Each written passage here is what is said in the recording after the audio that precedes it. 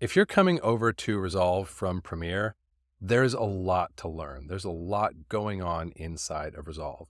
And while I'm not going to make you an expert on every area of Resolve in the next couple minutes, I do want to give you your footing when it comes to using Resolve's color page for the first time. I'm a little biased because I'm a colorist, but the color page is definitely my favorite page inside of Resolve. And I want to give you a simple workflow that you can use inside of the color page that allows you to start building a really, really good color grading practice and let you learn the right things in the right order so you can start grading great looking images right within Resolve. Let's dive in and talk about the color page.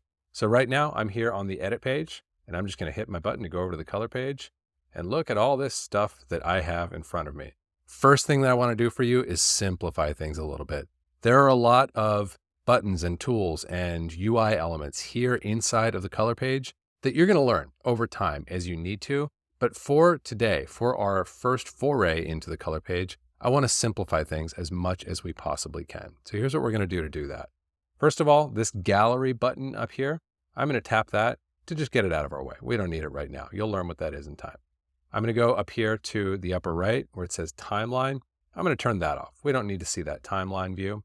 And I'm also going to go down here to the lower right, and I'm going to hit this little left arrow to expand out this keyframes palette. So we've got a little bit less crowding the UI down here in the lower area. And now that we've done those couple things just to simplify what we're looking at, here are the two things that I really want you to focus on of what remains here in the color page UI. It's really just two things you need to be looking at. Number one, the viewer. That's where your image is, right? Everything that we're going to be doing here on the color page ultimately connects back to the image and to making it look as you and your clients wish. So that's your compass. That's what you're going to use to assess and to make your grading decisions. It's the most important thing inside of the color page. What is the image actually looking like, right? The number two most important thing for us initially is going to be this node graph over here, which I'm actually going to grab my little slider up here in the upper right-hand corner of and just move it to the left so my nodes are a little bit smaller. Now, if you're new to nodes and if you're used to working in something like Premiere or Photoshop or After Effects that operate more in layers than in nodes, nodes can be a little bit confusing and a little bit foreign to us, but I want to give you a simple sort of definition or context for nodes. A node is simply an idea. You actually could pack lots of ideas into a single node if you wanted to, but the way that I work as a professional colorist is to have one idea for each node. That idea could be something like, I'm going to increase my contrast, or I'm going to control the light coming into the building in the lower left-hand corner of the frame. It could literally be anything, but it's just one single idea. And over time, what we're going to do in our color grade is we're going to stack up ideas, separate nodes that are going to form a final graded image, okay? So this node graph is going to be where we actually implement and apply the color grading decisions that we're going to make together here today. So that's what we're going to focus on in terms of elements here within the color page is our viewer and our node graph. And I'm actually going to go over here and just size down my viewer because I've got a bunch of dead space in there. And now I'm going to have a little bit more real estate to work with here in my node graph. Now, what we're going to do here is set up a simplified version of what we might call a pipeline or a node graph that's going to take us from what our camera saw to what our display can show. So we can tell just by looking at our image here that it's in some kind of camera log state, as opposed to looking normalized for my display. I can tell that because there's a very low level of contrast, a very low level of saturation. And indeed, I happen to know the particular color space that this material was captured in. So the first thing that I need to do before I even begin spinning knobs and color grading, I want to give myself the right foundation. This is a big theme that I'm going to emphasize for you today. When you are color grading inside of Resolve, when you're color grading period, you want to set the table for yourself. You want to give yourself the best possible foundation so that your grade itself goes as easily and quickly as possible and so that you're getting the best looking images that you possibly can. The best way to do that is to lay a good foundation before you even begin grading. So here's what that looks like. What I want to do now is go over to a slightly different section of this node graph here. Right now, I'm on the clip level of my node graph. And that means that anything I do here on shot number 1 is not going to travel to shots 2 or 3. Every node graph for each of these shots is unique, okay? But what we're actually going to do right off the bat here is apply something that is going to happen on all of the shots in this timeline, all 3 of them. The place to do that is over here at the timeline level of my node graph. This is where we are going to implement our transform from what the camera saw into what our display can show. This is a very simple, fundamental form of something I talk about here on my channel all the time, color management. Today, we're going to do it in a single node here at the timeline level so that it applies automatically to all the shots on the timeline. So what we're going to do to implement that is go to our Effects tab, and I'm going to look for Color Space Transform. You can type in the first couple letters of that here into your little text field so that you can narrow this list that starts off being super long and focus in on what you're looking for. We want to see a color space transform. Now, the first two fields that I'm going to fill out, input color space and input gamma, this depends on the color space of your footage. So maybe that's Sony S-Gamut 3, Cine S-Log 3, for example. Maybe it's Arri Log C3 or Arri Log C4. Maybe it's Canon. Whatever the case may be, you want to specify the color space of your camera here in the input color space and input gamma fields. In my case, that is red wide gamut RGB, red log 3G10. And what I'm going to do now is set my output color space to Rec 709, and I'm actually going to select gamma 22 because I'm going to assume for the purposes of this video that you are creating an image that's going to be delivered for the web. Most monitors that, or most viewing devices and iPads and laptops and things like that have a gamma 22 output. So that's what I'm going to be targeting here today. That's all we need to do for now. We're going to learn more about these other settings as we go along, but for now, you can leave these things at their default. They're in a perfectly sensible position for an initial color grade, okay? And the last thing that I want to do that I always do when I'm grading is label this node, just kind of keep my thoughts organized here. So I'm just going to do an arrow and say 2, 7, or 9. And that just tells me what's happening here. And I'm now done with my timeline level adjustments. Everything else that I'm going to do here in this color grade is going to happen on a per shot, a per clip basis rather than an overall basis. And because that's the case, I'm going to go back over to the clip level of my node graph. Now, one of the big things that becomes important when we're working in Resolve is the order in which we do stuff. So what we've just set up, we've set it up first thing, right? That color space transform, that's the first thing I'm instructing you to do. But in terms of the order in which these things happen to the image, that is actually the very last thing that will happen to the image. It will happen after I perform all the grading that I'm about to begin doing here at the clip level of my node graph. That's as it should be because we want to work in our original scene or camera color space. Easier to make good grading decisions. Our tools are going to have a better response. It's where we want to be doing our grading, and we're simply going to complete the journey by transforming that graded image into the color space of our display. In this case, that's Rec 709 Gamma 22, okay?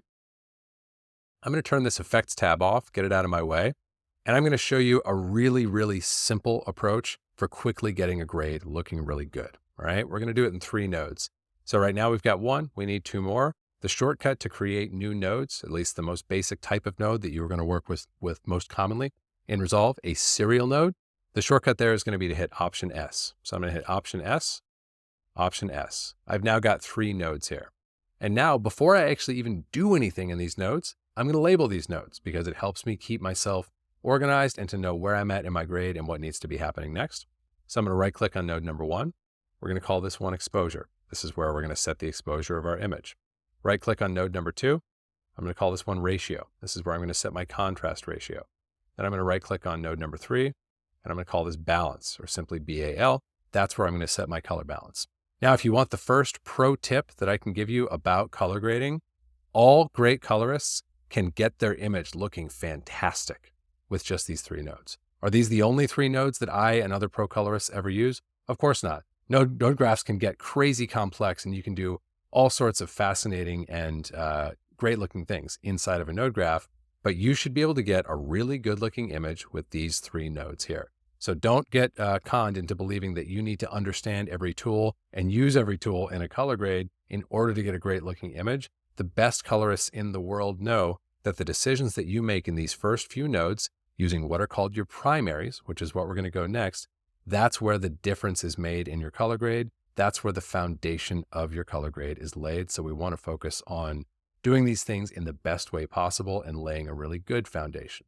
Okay, so what we've now created here is a template, right? This is a template that I'm going to work my way through in the same fashion for every shot in this timeline.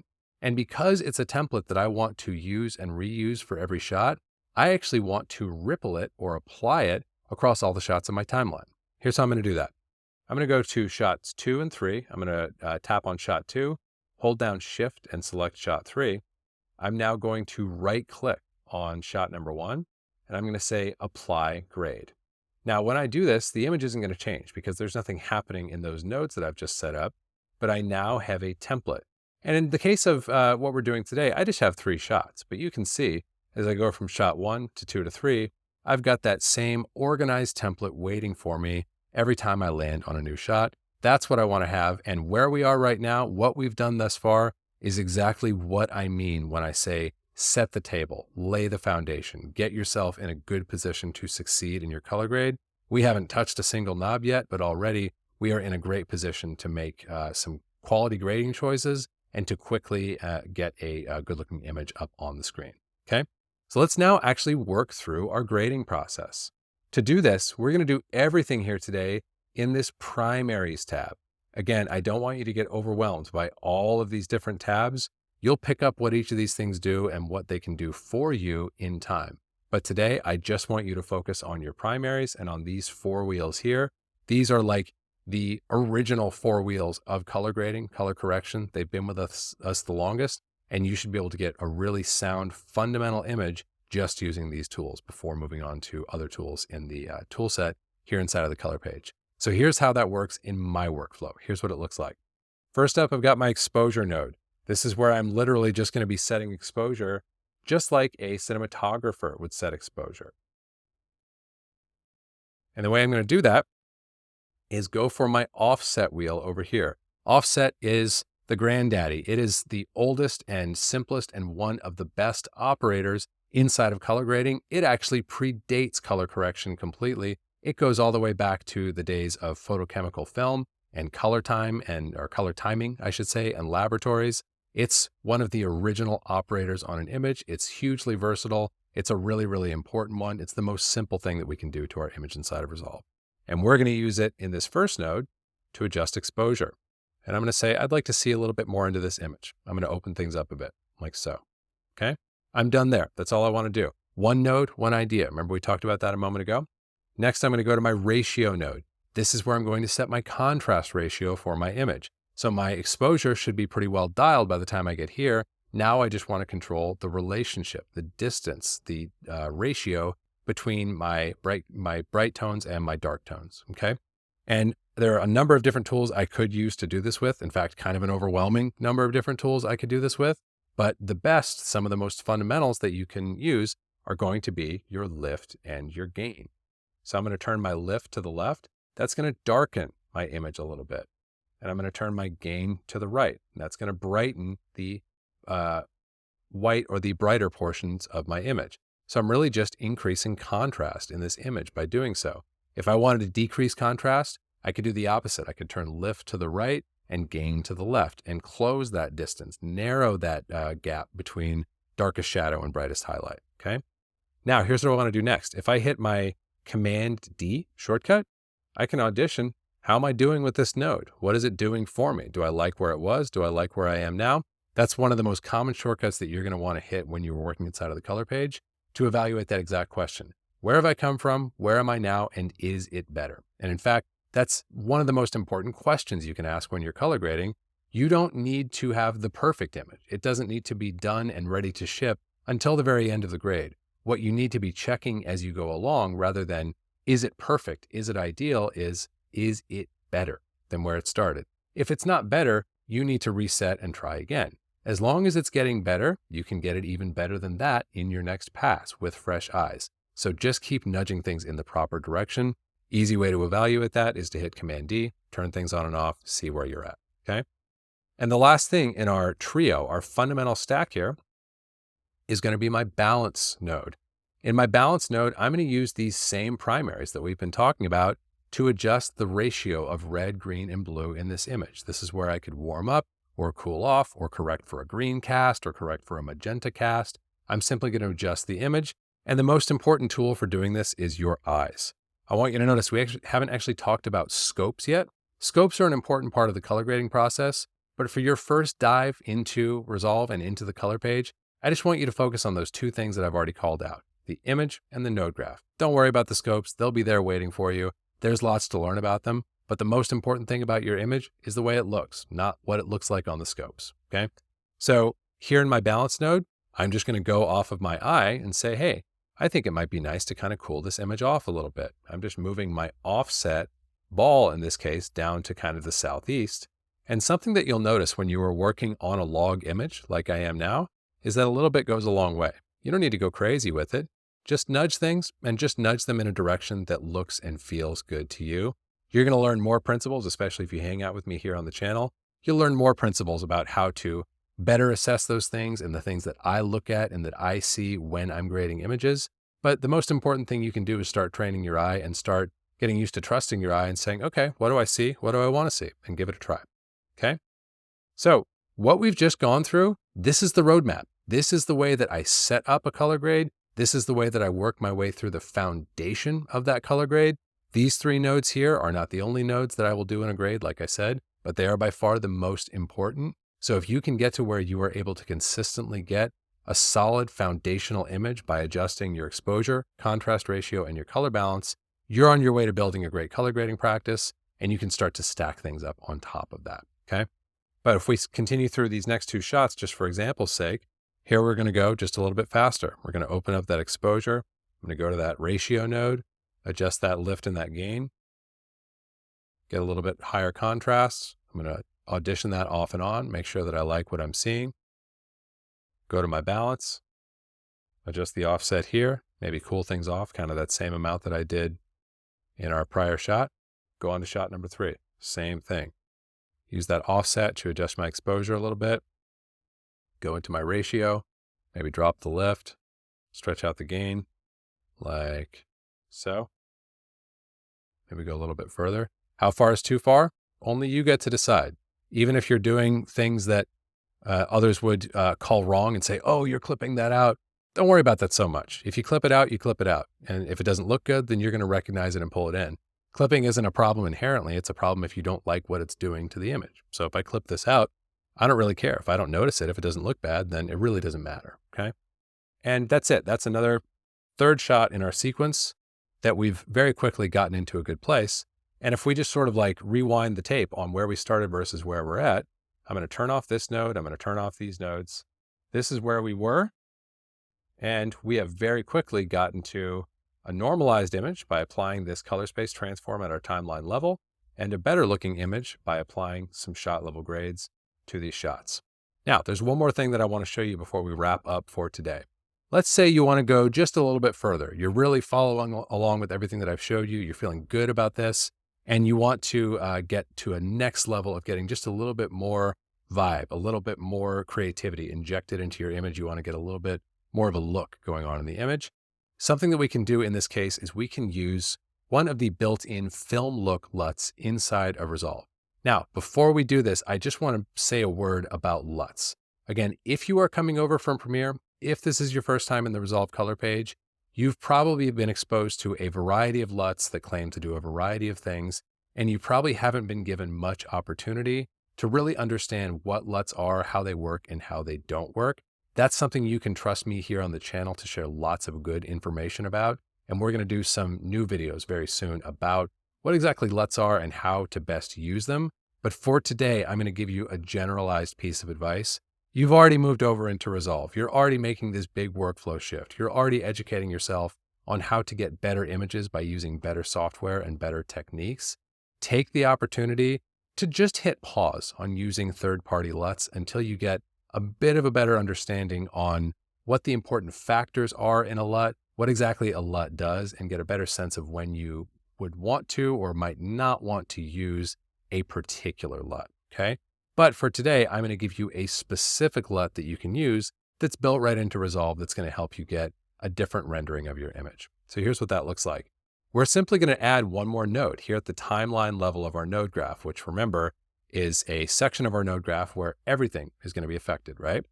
And here in this color space transform node, instead of going to an output gamma of gamma 2.2, I'm going to go to an output gamma of Cineon film log. Now, when I do that, I'm kind of back into like this logish, flat, low saturation, low contrast space, right? That's actually a good thing because that's the state of image that I need in order for my next adjustment to work. In this next adjustment, node number 2, we're going to go to our LUTs over here in the upper left-hand corner. This is the LUT browser. This is where all of the LUTs that ship with Resolve are accessible, okay? And what I'm going to do is go down to my Film Looks folder, and I'm actually going to switch myself to a list instead of an icon view here because I want to see these full file names. Excuse me. And what I'm going to do is go to my Rec 709 Kodak 2383 D65. Now watch what happens when I double click on this. Now I've got a higher contrast and slightly more, kind of filmy looking image here. And in fact, we forgot about one important thing I want to mention here in this color space transform. Make sure you turn this gamut mapping on so that, and specifically turn it to saturation compression.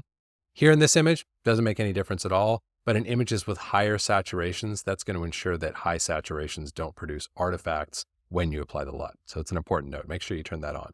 But going back to this LUT here, you can see we've kind of got higher contrast than we did before. I might even need to go back and rethink my grade a little bit, although in this case it's holding up pretty well. But you can see I've got some more kind of film-like character going on now. I've got higher contrast, I've got some cool shadows, I've got some warm highlights, I've got some vibe happening in this image that wasn't present a moment ago when I was just using that color space transform. So if you follow everything else that we talked about today and you want to go a little bit further, you feel ready to go further, this adjustment right here can be a really good one, where instead of going to 709, we're actually going to Cineon, and then we're applying a Film Look LUT, which I'm going to label. And now we are grading underneath that look instead of the color space transform that we were grading underneath prior. And that's going to help you get a little bit more of a vibe and more of a filmic look on your images, if that's what you're after. So we've just scratched the surface of the color page inside of Resolve, but if you made it through the end of this video, if you're able to follow along with me, great job. I just threw a bunch of stuff at you. If you didn't follow every plot twist and turn along the way there, that's totally cool. Take another lap through the video.